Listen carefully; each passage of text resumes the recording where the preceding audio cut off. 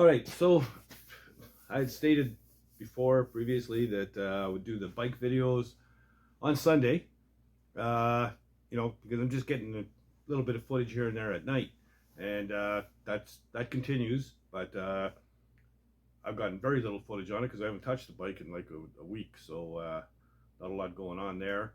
I've been under the truck. The problem with that is getting footage, because all the stuff I'm doing is just piss ass boring stuff. Tightening this, tightening that, touch up paint, dust cover on the transmission, uh, finish bolting the fenders and the grill together, uh, adjusting brakes, all little shit that's really dull and boring.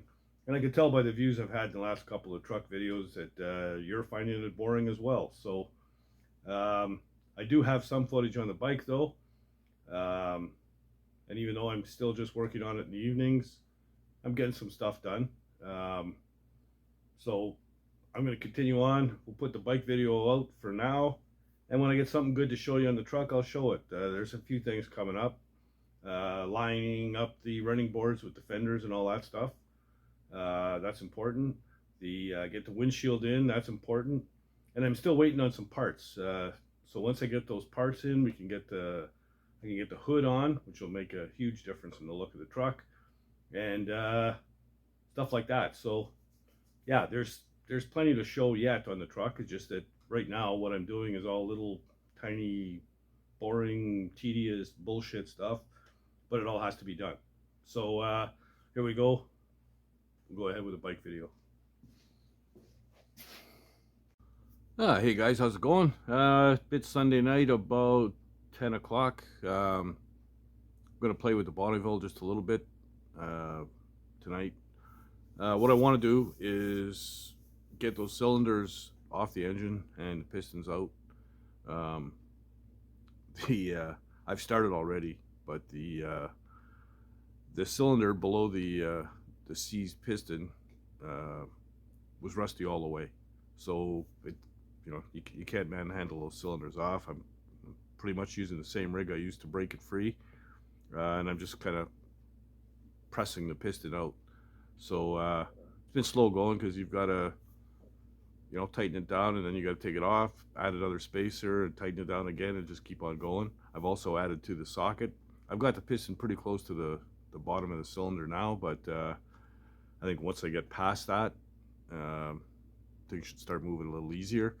But I'll show you that in a minute, and after that we'll move on to something else. But yeah, I want to get those off, so that's where I'm at.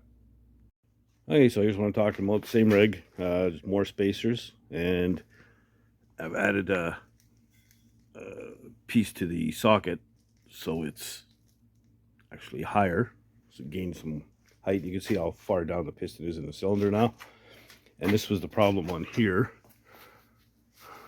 Where am I? There it is. You can see how rusty it is. Well, on the inside it's even worse. It's really crusty, and it's having a hard time moving, so I gotta kind of force it out. So that's what I'm doing here. Probably have about half an hour left. I've been at it for about an hour already. It's a slow going process. Tighten her down till you run out of threads, take the bolt out, add another spacer, and do it all over again. But it's coming, so we should have it separate pretty soon. All right, finally got the cylinders off. A lot of wrestling with that sucker. As you can see, the piston is pretty crusty. Yeah, it's awful. And the cylinder, you can see how she's pretty messed up. So yeah, it's done. Anyway, so next is to get the pistons off, I guess. And I just put these rags in here to keep the rods from banging around, getting knocked or nicked up and stuff like that. So yeah. Okay. Anyway, I'll figure that out, get that done, and then time to choose which one of these jugs I want. I'm thinking the one that's on the floor, because it's already off. That one there will be a pain in the ass to get out. I'll see what shape the pistons are in first. But yeah, we'll see. No biggie, but yeah, finally, cylinders are off. What a job. All right, so this is the set of jugs and pistons I'm using. I cleaned them up a little bit. They were just a little bit blackened on the top, but I mean, these things look friggin' almost brand new. Here's the problem. This one here has a full set of rings. They look brand new. This one here only has one ring. But there's also good news. These, there's numbers on them. And this one, I don't know if you can see that or not, plus 20. So this set of cylinders has been bored out 20 thou. These are oversized pistons, so I need a set of rings for 20 over stock pistons. So there we go. So I still end up with a bigger bore than stock, but not as big as the big bore. So, you know, it's all right. It's good. So, like I say, underneath, you know, they look really good. So, yeah. So now I need parts. I need rings, I need gaskets, and, you know, a bunch of stuff like that. So the engine's going to be kind of on hold. Big thing is that it's everything's free. I'll just put these back where they belong and cover that up and move on to something else. Maybe we'll get into some tins. All right, so the reason I'm going on for the tins is I've got a bunch of little pieces to paint for the truck, and if I'm going to set up the spray, I might as well get a few other things done as well. It's supposed to warm up next week. It's too cold this week to paint anything, but like I say, it's going to warm up next week, so I'd like to have the bike stuff ready to go as well, at least for primer anyway. When I got the bike, the tank was already pretty much body worked. The only thing it needed was, and there's something rattling around in there, this lettering here, you can still feel it, so that has to be sanded out, but the rest of it feels pretty good. So I'm going to say it's ready for primer, other than that little bit of sanding, and I got to clean up the inside of this thing too before I prime it, but yeah, we'll put that aside for now. And as far as the fenders go, there's a couple of dings and dents. You know, I like having the chrome fenders, especially on a British bike, but it's not to be. I mean, there's a few dents, a few scrapes, scratches, and then there's a little split right here on the end. Now, it comes up about 3/8 of an inch, but you know, there's no bead or anything here, so I can just trim this off at 3/8. That saves me from welding and body work in it and all that stuff. So I'll just trim it off. No one will know the difference. Not for 3/8 of an inch. And first thing I got to do is get all this grab bar and all that tail light and all that crap off of it. But we'll strip her down and pound out a couple of dents, and should be ready to prime. And then the front fender, much the same. Down here, you can see that it's all dented in and been straightened out, but it's chrome is almost impossible to straighten out without it showing. Also a good dent right here, but the rest of it's in pretty good shape. So it's just gotta again remove the all the support bars and mounting hardware, and strip it down, and it's ready for body filler and primer as well. I'm gonna go ahead, take all this crap off, and we'll go from there.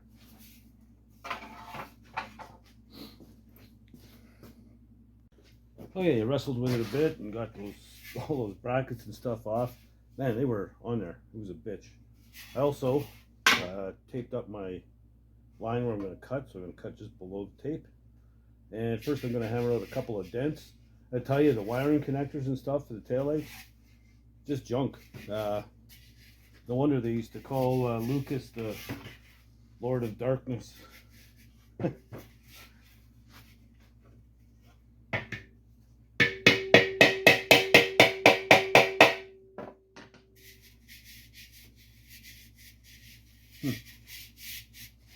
Load already. Okay.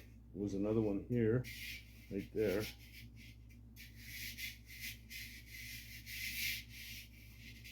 That was so small.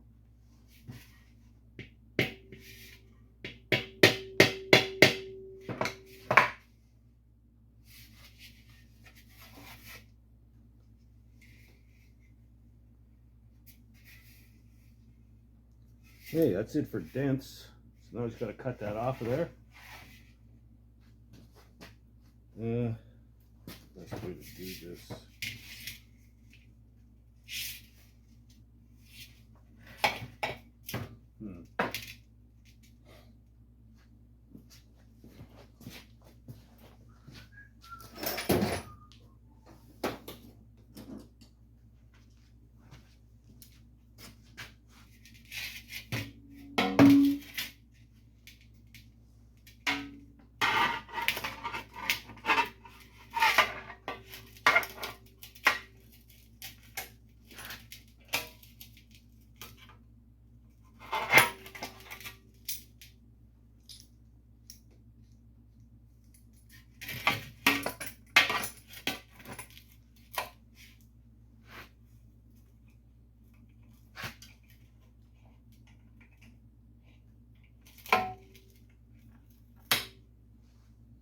There we go. Okay. Adjust the camera here.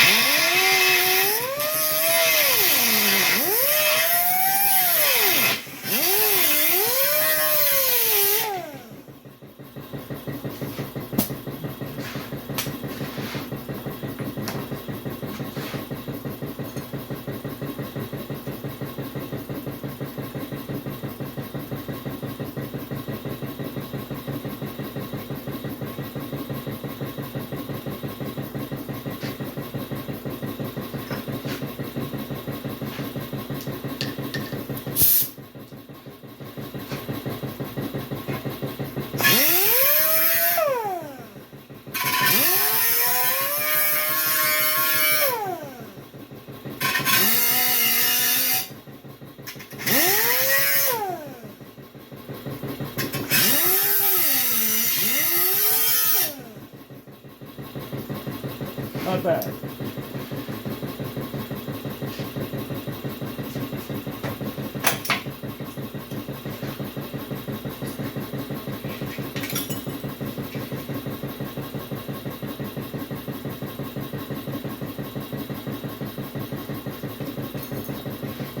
This out just a touch.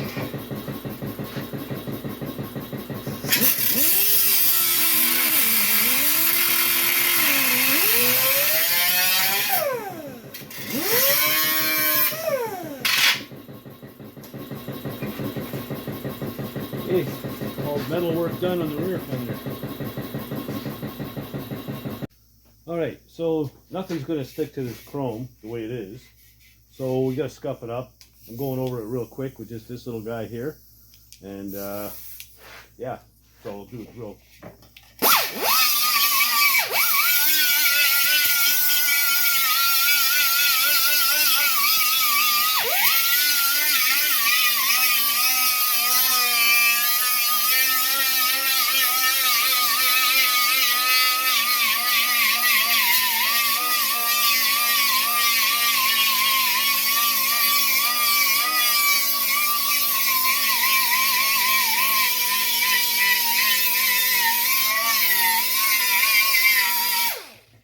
So just like that, we're just going to keep on going until the whole fender stay.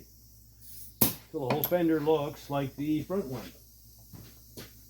So I've already pounded out the dents and everything on this and scuffed the whole thing. So it's ready for body filler and sanding. So this should take me another 10 minutes, 15 or so. And yeah, both fenders of the tank are ready for primer, or sorry, body filler and then primer. The tank being done already, so not bad. These little dents here, they came out pretty good. So it's just going to take a tight skim, probably a couple hours body work total. So yeah, I'll just carry on, finish stripping this fender. Alright, so there you go. Quick metal work job on the fenders, and that's it. They'll be should be ready for primer. I figured, like I said, 2 hours of body work tops, you know, with body filler.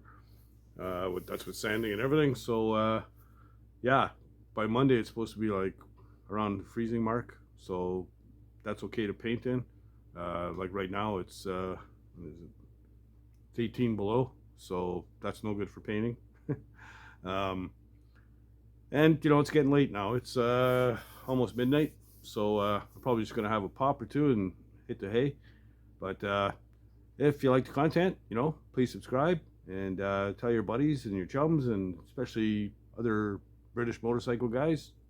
And you know, the next video will be on the truck. I've got a couple things coming down the pipe, and I'm hoping my parts delivery gets in soon. I need rubbers to get the hood on and stuff. I need the fender welding to get the rear fenders mounted. Bunch of other stuff to put big pieces together. So it's all little stuff coming, but it's controls what I'm doing with the bigger stuff. Yeah, and we're just gonna keep on rocking on the truck. It's still up in the air, and it's almost done underneath. One of the pieces I'm waiting for also is a speedometer cable and an emergency brake cable. So I may have to put it down, do some other stuff, and then put it back up in the hoist later to get those two items done. We'll see how it goes. And yeah, if you're not doing anything else, get out in the garage and build something, man. Later, guys.